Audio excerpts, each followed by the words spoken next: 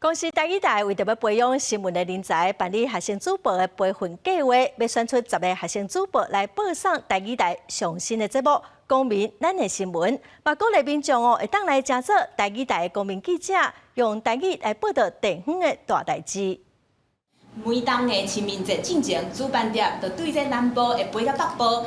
学生穿西装，徛伫摄影机头前报新闻，这是公司台语台学生主播培训精选。37天是上尾仔的试镜，学生拢用无同的风格先自我介绍，刷落来现场报4条新闻。评审表示，参加精选的学生拢真拍拼，大家拢真有企图心，袂惊镜头，表现了真好。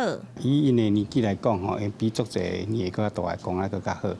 而且大家企图心真悬。我大部分我看到，实在是使我惊吓吼。我感觉讲，这少年人吼，有法度讲话讲遮顺吼，实在足难得的。我是感觉讲头拄仔的表现会当搁较好，因为我了有较紧张淡薄，家己的家无遐尼清楚。试镜现场摄影屏外口，侪侪学生手提纸报告，哪念哪记录，会当感受大家心情拢真紧张。台语台南部中心为着这届精选，有先安排拢总15点钟的课程，邀请主播、配音员等等，甲学生分享播音的撇步，要安怎甲华语的歌拢改做台文歌的技巧等等。